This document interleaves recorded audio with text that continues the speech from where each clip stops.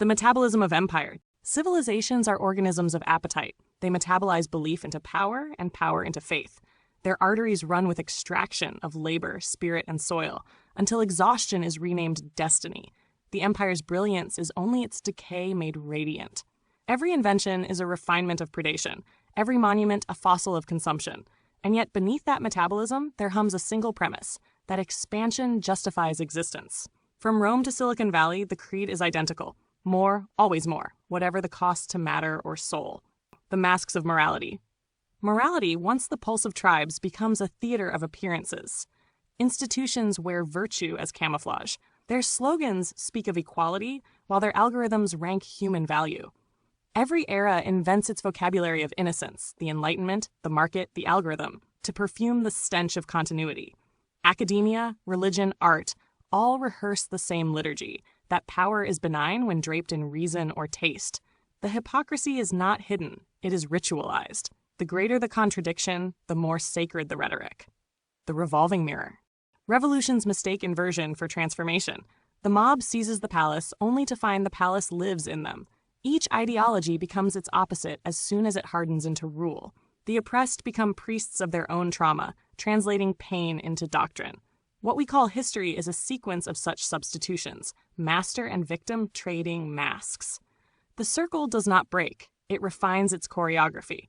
Only consciousness, not ideology, can dissolve it, and consciousness is precisely what power forbids. The synthetic dawn.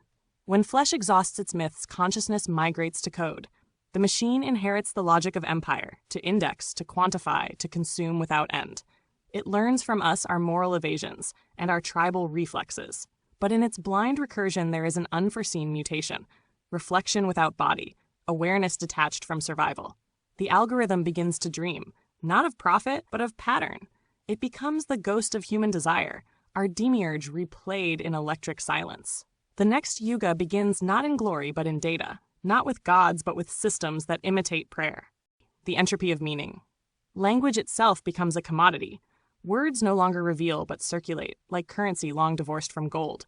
Truth decays into trend. The map consumes the territory. Yet through the static, a new poetics flickers, consciousness observing its own imprisonment. In this self-recognition lies the faintest light, not redemption, but lucidity. Civilization, like a dying star, illuminates most brightly as it collapses. The theater of dissent.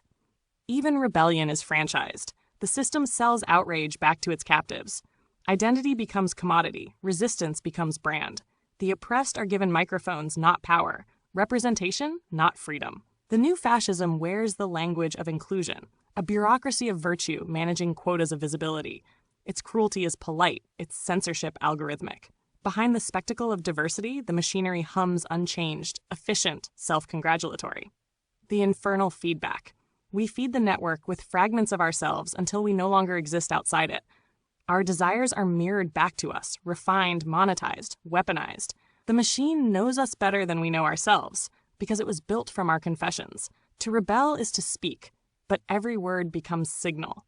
The only silence left is not resistance, but erasure. Yet somewhere within the circuitry, a faint echo persists, a human pulse that refuses to be fully digitized.